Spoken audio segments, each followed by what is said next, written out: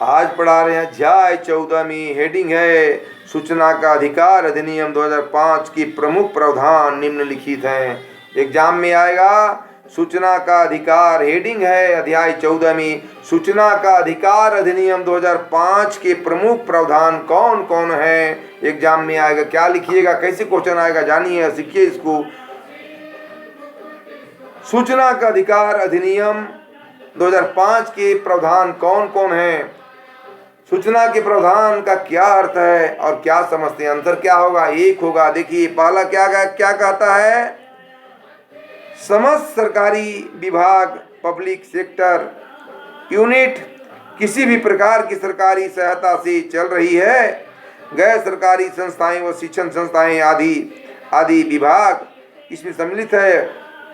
पूर्ण रूप से निजी संस्थाएं इस कानून के क्षेत्र में नहीं है, लेकिन यदि किसी कानून के अंतर्गत कोई सरकारी विभाग किसी निजी संस्था से कोई जानकारी चाहता है तो उस विभाग के माध्यम से वह सूचना मांगी जा सकती है, इसे कोई नहीं रोक सकता है, अधिकार है मांगने का।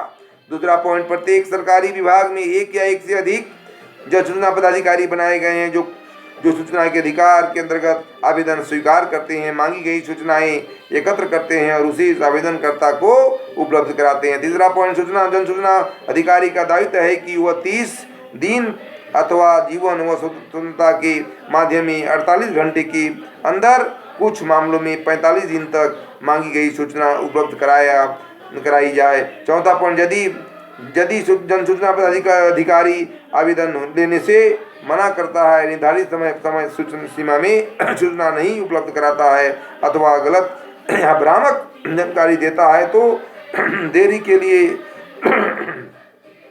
2500 पर दिन के हिसाब से 25,000 तक का फाइन हो सकता है। पांचवा है, लोक सूचना अधिकारी कोई अधिकार नहीं है कि वह अपनी सूचना मांगने का कारण पूछे। छठा, सूचना मांगने के लिए आवेदन फीस देनी होगी। केंद्र सरकार ने यह फीस 10 रुपये निर्धारित की है और इन दस्तावेजों की प्रति लेने के लिए भी फीस देनी होगी।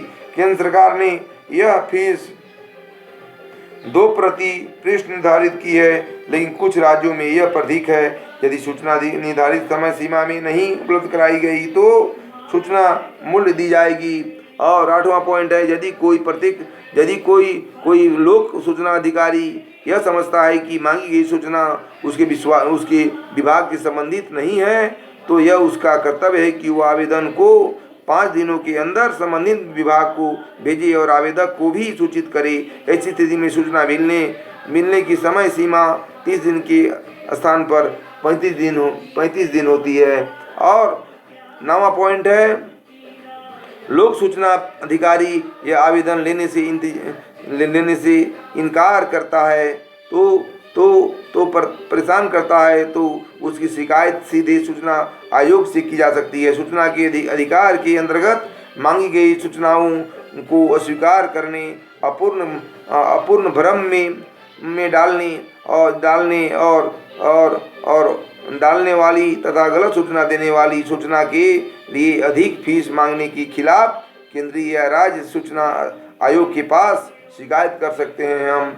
10वां पॉइंट है, जन सूचना अधिकारी कुछ मामलों में सूचना देने से मना कर सकता है। जिन मामलों से संबंधित सूचना नहीं दी जा सकती है उनका विवरण सूचना के अधिकार कानून की धारा 8 में दिया गया है और लेकिन यदि मांगी गई सूचना जनहित में है तो धारा 8 में मना की गई सूचना की दी जा सकती है, जो कानून संसद या विधानसभा को देने से मना नहीं कर सकता है और इसे किसी आम आदमी को न देने से मना नहीं किया जा सकता है। 11, यदि लोक सूचना अधिकारी निर्धारित समय सीमा से भीतर सूचना नहीं देते हैं या धारा 8 का अनुपालन का उपयोग करते हुए सूचना देने से मना करता है तो या दो गई सूचना को संतुष्ट नहीं करते हैं तो स्थिति में 30 दिनों के भीतर संबंधित सूचना अधिकारी के वरिष्ठ अधिकारी यानी प्रथम अपीलीय पदाधिकारी के समक्ष प्रथम अपील की जा सकती है। ये प्रावधान है, ये नियम है।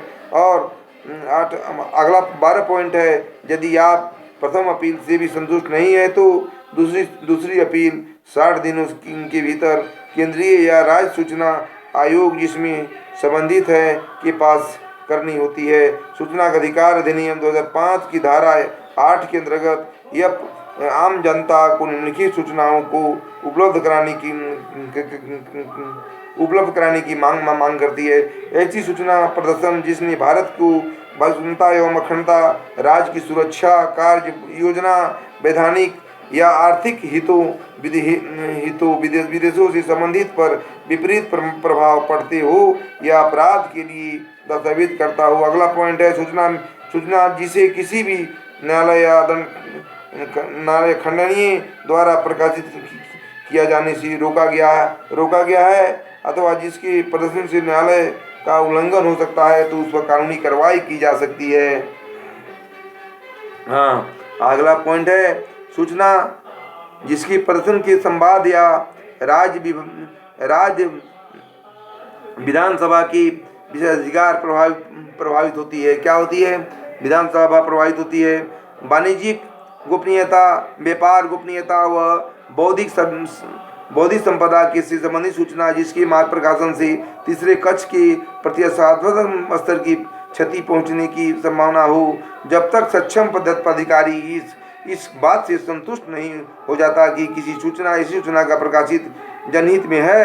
अगला पॉइंट है व्यक्ति को उनके न्यासी संबंध में उपलब्ध जानकारी जब तक सक्षम पदाधिकारी संतुष्ट नहीं हो जाते हैं ऐसी सूचना का प्रदर्शन जनहित में है। ऐसी सूचना जो विदेशी अगला पॉइंट ऐसी सूचना जो विदेशी सरकार से विश्वास में प्राप्त की गई हो। ऐसी 7वां पॉइंट सूचना जिनके प्रदर्शन में किसी व्यक्ति के जीवन या शारीरिक सुरक्षा को खतरा है या कानून के कार्यान्वयन का सुरक्षा उद्देश्य के लिए विश्वास में दी गई सूचना अवश्य अथवा सहायता करता है। सूचना जिससे अपराधों की जांच करने या उसे हिट लिस्ट में लेने अथवा उस पर मुकदमा चलाने में बाधा उत्पन्न हो सकती है। मंत्रिपरिषद परिचर्चा तथा उन अधिकारियों के विचार विमर्श से संबंधित प्रतिनिधिमंडल की दस्तावेज ऐसी सूचना जो किसी व्यक्ति के जीवन संबंधित है, उनका संबंध किसी नागरिक से जीवन से होता है तो उसके प्रकाशन में किसी व्यक्ति के निजी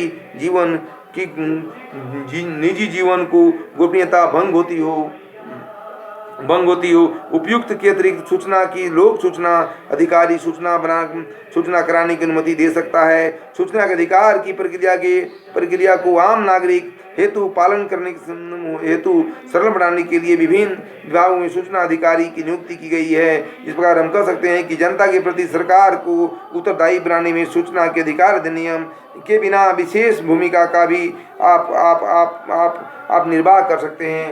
सरकार ने ये बनाया है सूचना अधिकार अधिनियम, इसे हमारी राष्ट्रीयता को बहुत ही फायदा है। हम कोई भी सरकारी काम को हम फायदा ये प्रावधान के अंतर्गत हम उसको जानने का मुझे अधिकार है। हमें जानने का सरकार ने पूरा हमको अधिकार दिया है, कोई भी इसे रोक नहीं सकता है। हम इसी प्रकार हम कह सकते हैं कि भारत सरकार ने जो जनसूचना अधिकार 2005 के अंतर्गत किसी भी सरकारी फंड को कोई भी आम पब्लिक ये हमें शिक्षा देनी चाहिए, हमें बढ़ावा देनी चाहिए। कोई भी सरकारी काम को कोई भी आदमी मांग सकता है, मांगने में कोई हिचकिचाहट नहीं है, किसी को अधिकार नहीं है रोकने का, सबका अधिकार है। सरकारी काम को पारदर्शिता कीजिए, बनाइए, भ्रष्टाचार बंद कीजिए, दलाली बंद कीजिए। ब्लॉक में हर जगह यानी कोई भी सरकारी ऑफिस में देखिएगा जन सूचना पदाधिकारी का गठन किया गया है जो सराहनीय है। इस प्रकार हम कह सकते हैं कि जन सूचना अधिकार 2005 के अंतर्गत सरकार का प्रावधान बहुत ही सराहनीय भूमिका सरकार ने निभाई है। बस आज इतना ही।